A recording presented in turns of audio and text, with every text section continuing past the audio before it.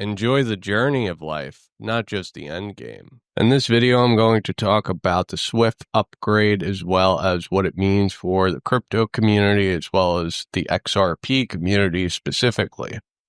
So we'll continue to provide interconnectivity between DLT and existing fiat systems to reduce fragmentation as well as to keep the world interoperable. But we're going to go further in 24/7 international payments. Today, I'm very pleased to announce that we will add a blockchain-based ledger to our technology infrastructure to allow for trusted movement of tokenized value across the digital ecosystems. And you may wonder, wow, aren't those opposites? Swift and blockchain, TradFi and DeFi, can they really go together? Well, in the regulated system in the future, we believe they can. Banks are ready for it, and they're asking us to play a bigger role. Swift is a consortia of banks, and this is 11,000 member banks, and it moves the world's GDP over the Swift network. And I find it interesting that he used the phrasing that the banks are ready for this now. This is a very bullish statement, and it means that we are on the cusp of something very bullish happening in the crypto markets, in the financial markets, something as big as the internet itself. Today, we're learning more about an executive order the president signed. It is called Democratizing Access to Alternative Investments for 401k Investors. Order is Cap and Trust Vice President and Financial Advisor, Catherine McCall. Basically, they're trying to open up the different 401k options to non-traditional investment structures. So alternative investments could be defined as anything from private equity, private credit, that includes real estate investment. Bitcoin is absolutely in the equation. Commodities. America's retirement is $35 trillion. I Trust Capital is a sponsor of the show, and they have crypto IRAs and precious metals, as well as premium custody account. These are designed to protect you from hackers and phishing attempts. It's a closed-loop system that requires video confirmation that you are withdrawing funds. Retail investors have lost billions due to hacks and scams. With iTrust, your crypto is protected with institutional-grade storage. Now you can stake Ethereum for iTrust IRAs as well as premium custody. And this goes to their broader staking program that started off with Solana. So check them out at itrustcapital.com/Darren. There will be more ways to move value, not fewer. And consumers will demand more choices, not less. And that's where our innovation track comes in, to provide more choices to the industry. So the past couple of years, we've shown that Swift can be used to transfer tokenized value across public and private blockchains and interlink CBDCs globally, with Swift as a single window providing end-to-end tracking, transparency, and trust across transactions, regardless of the forms they take, the networks they use, or how they settle. So if you listen carefully, he says on how they settle. So a settlement and a payment are two different things. One thing is the instructions for banks to understand what account is getting what terms of value. And the other is settlement, and that means the actual value being sent from one account to the next account. Our focus will be on the infrastructure layer. The types of tokens exchange on the ledger, the money layer. This is the territory of commercial and central banks. And we'll be discussing with them about how to complement and reuse this new infrastructure. So these are our two parallel tracks. And in our case, they are mutually reinforcing. Because combining a shared ledger with the Swift's existing messaging, APIs, and ISO 222 creates an even more powerful construct.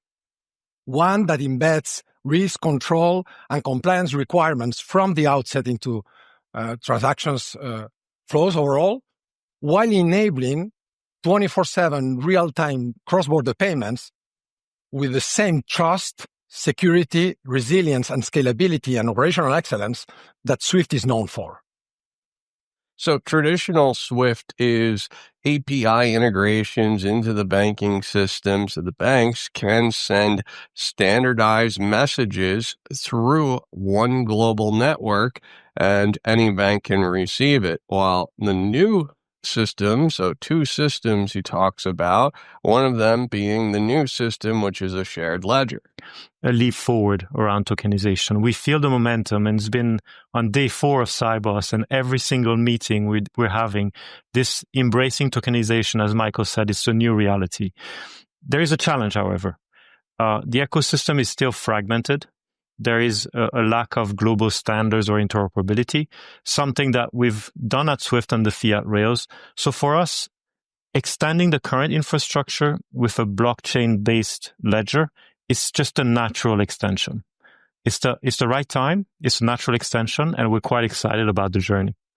SWIFT has 11,500 banks on their network, and he's saying that it's the right time to deploy a SWIFT ledger. So this is very bullish news because he represents the 11,500 banks as an employee of SWIFT, and he's saying that this is the right time to update our infrastructure so the banks can operate on crypto rails. Yeah, look, clients are increasingly looking at a world where they want not only to see data, but also assets and therefore value move instantly. And that's currently not the case. And in emerging markets, in fast-growing markets, the demand for always on is accelerating, and they're looking at reliable services. And tokenization is actually bringing a reliable service, actually brings innovation to the market that we can then bring to our clients. In my mind, the landscape of finance or digital finance is at a tipping point. So tokenization and digital assets are about to move from pilot into mainstream. And at Standard Chartered Bank, we have been a leader in this area. Crypto and tokenization is moving into the mainstream. 11,500 member banks are all going to have accessibility on SWIFT rails to send tokens and crypto and other digital assets 24/7, 365. Over 30 global financial institutions. We need to tackle this together. Every single institution is already in its journey to improve the service level to their clients. And in order to unlock that benefit of scale, we need to work together. And this is what is most exciting about the moment where we live, is the coming together of these financial institutions. We, SWIFT, will take the lead at the infrastructure level, making sure the technology is there. We are collaborating with Consensus for the first phase of the prototype, but working with the financial institution is critical. We'll work with them. We will consult central bank to make sure that we choose the best settlement model, the best tokens for that exchange to happen. 30 global financial institutions working with SWIFT. SWIFT is providing the infrastructure, meaning the SWIFT ledger, in order to transfer value. They're going to work with a central bank and these 30 global financial institutions. The central bank oversees the rules, so likely the central banks are going to have nodes on the SWIFT ledger to monitor all transactions and the bank's activity. This could also be an opportunity for Layer 0. Recently, there was an announcement on the Flare network, USD2, was going to be on Flare, and this is enabled by Layer 0. Normally in DeFi, you would have two different USDTs, one on one network, one on the other, and a liquidity pool, so buyers and sellers would have to match up. Now, with Layer 0, they have a USD2 token that allows you to swap one for one on any network, so you bypass needing liquidity pools. I think the central banks and the banking system can apply the same type of concept for any asset utilizing Layer 0. So this is why I am accumulating Layer 0, as well as Flare, but for different reasons. So we're working with more than 30 banks globally and building an initial prototype with Consensus to shape how the ledger will be brought to life in the most valuable way for the industry as a whole. Because while in a different context, the role that SWIFT will continue to play is what it was created for, a neutral cooperative that provides infrastructure to bring everybody to the next frontiers of digital finance. Swift's prototype is enabled by Chainlink, and Consensus is delivering the technology. Some have speculated that Lina is the technology that Consensus will choose for Swift because Lina is an incubation project by Consensus. This explains why Ripple is pivoting towards EVM and EVM sidechains. So RLUSD has an EVM sidechain. They're making an XRP sidechain that's also EVM Flare. These things matter because you need to have some type of interoperability with the wealth that's coming aboard. Also explains the cross-chain activity with Axelar and Wormhole. And it's here. We've got certainly stablecoin has just grown significantly especially since the Genius Act. Tokenized deposits are real. There are banks that have started to work with tokenized deposits, the tokenization of mutual funds. These are all things that are happening now.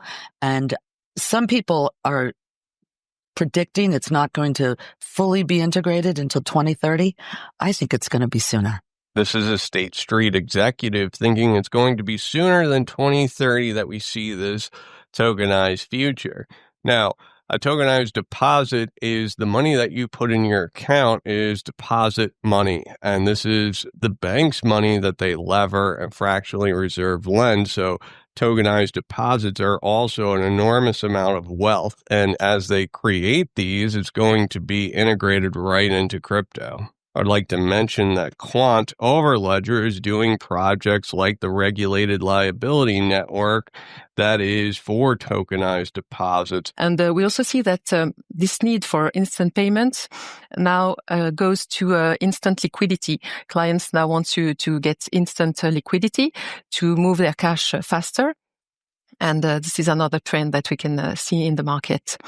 Of course, this drives new initiatives because we see that clients now get used to have this instantaneity and use them in digitized client journeys. For on the retail side, you can see that there are a lot of investments to enhance the client experience in terms of speed and in terms of cost, and also for the corporate clients, then it pushes initiatives in embedded finance, because we see that all the corporate clients now have digital initiatives to embed payments within their digital client journeys. The banks had to play catch up because there was more competition. As a matter of fact, Swift created GPI because it was a reaction to RippleNet. Now we're seeing that the banks are adopting the same technologies as the fintechs to offer a better customer experience, and this includes now tokenization. So the banks are always behind the fintechs. Ripple created a suite of products that have a flywheel effect. There's a reason you see remittance companies, neobanks, and fintechs alike on RippleNet, and that's because of the suite of primitives that are on RippleNet. Working from the bottom up has given Ripple an advantage, so they're able to settle currencies that are exotic or illiquid. And recently, we've seen a trend of companies adding crypto to their treasury, and Ripple is appealing to these companies as well. Trends in tokenization is picking up, and Swift doesn't have its ledger out. Ripple does. Tech clients who are very fast to develop their systems, who have very light treasury organizations. They want to be able to have instant treasury, to be able to move the cash all around the world instantly. So if we want to be able to provide them with solutions, then probably we have, as financial institutions, to be able to explore both improvements on the existing standards, but also provide solutions on new rails, such as blockchain. Otherwise, there will be fragmentation of the systems and probably also fragmentation of the liquidity. There's limited information about Swift's ledger, but it looks like it's continuing messaging payments, is not starting a new use case of settlement. So when she says instant liquidity, she's not talking about something that Swift can provide. Now, Swift can provide settlement instructions or even settlement routing, but they're not able to provide liquidity. So when she says that they need instant liquidity, this is a different use case and something Swift just can't provide. Now, this is a screenshot of the Chainlink Oracle platform of global standards, and you could see decentralized applications and smart contracts, and they list Aave, Lido, Compound, Solve, GMX, Pendle, and many more. And what this is showcasing is banks having interoperability with DeFi, and this is why I'm bullish on the Swift announcement of the Swift Ledger, because the banks can have payment instructions and settlement instructions to bring money from the old system to the new. So hopefully I have answered this question by now. Am I concerned with Chainlink and the Swift Ledger? The answer is no. I think this is more of a collaborative environment. Swift is the old banking system. It's going to usher in a tremendous amount of wealth into the crypto world. Now, RippleNet is its own network with its own advantages and features. One of the advantages is that Ripple is nimble. They're able to switch things up. Swift is rigid. They are unable to move. They're unable to change things. And this is going to be the nail in the coffin for Swift and the banking system. We are on the cusp of the Internet of Value, where all assets become digital and internet native. Banks will lobby and do everything in their power to keep wealth in this traditional system, but the genie is out of the bottle. Success is the sum of all small efforts repeated day in and day out. Thanks, everyone. I hope you enjoyed the show. Please take a moment to like and subscribe. If you enjoy content like this, please consider joining my Patreon.